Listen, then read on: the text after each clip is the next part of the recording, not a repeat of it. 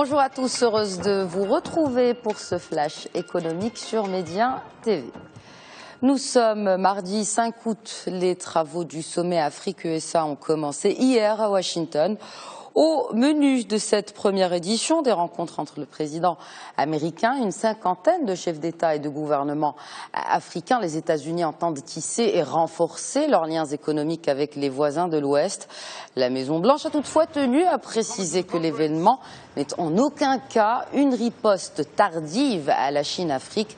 Et pour cause, avec une croissance moyenne supérieure à 5%, l'avenir de l'Afrique est en marche et les nouvelles puissances émergentes ont compris. L'Inde, le Brésil ou encore la Chine sont désormais présents sur l'ensemble du continent. Et le Maroc est également présent dans ce premier sommet USA-Afrique. Le Royaume est représenté par une importante délégation présidée par le chef du gouvernement, Abdellah Ben Kiran. Naturellement, la patronne des patrons participe elle aussi à cette réunion. Elle a d'ailleurs déclaré, je cite, que le Maroc a ses chances pour être un partenaire sérieux, à même d'accompagner des investissements US dans le continent. Fin de citation. Notez également que plusieurs patrons de grands groupes marocains présents en Afrique ont fait le déplacement.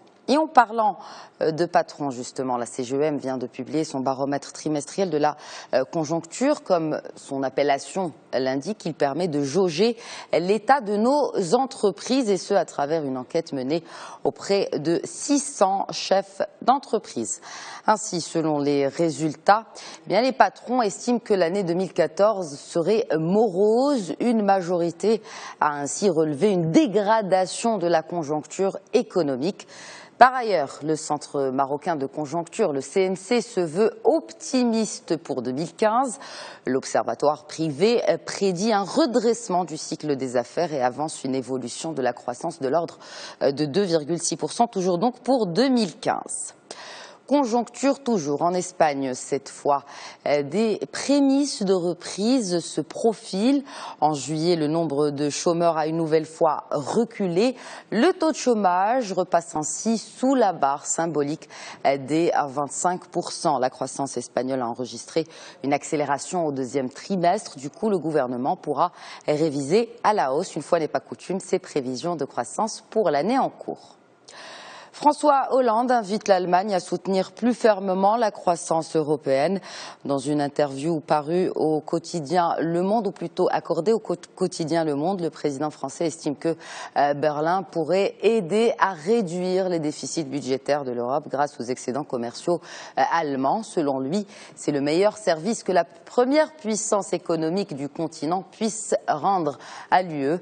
L'exécutif français n'a toutefois pas transmis ses requêtes directement à son homologue allemand.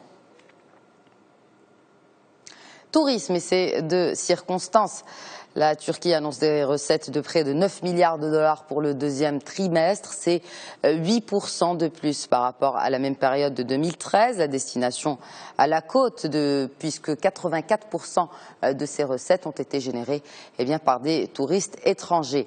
Les dépenses moyennes des visiteurs ont été estimées à un peu plus de 818 dollars par personne.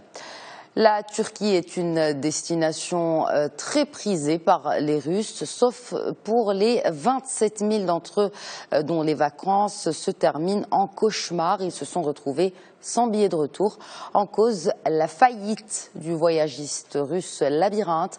Selon l'Agence fédérale du tourisme russe, le secteur subit de plein fouet la crise ukrainienne, notamment après la chute de la rouble. La Turquie a ainsi commencé à expulser les touristes russes de leur hôtel tout en essayant de leur trouver des places sur des vols retour. Pas facile pendant cette saison estivale de grandes vacances. Voilà donc pour l'essentiel de l'actualité économique. Excellente journée à tous.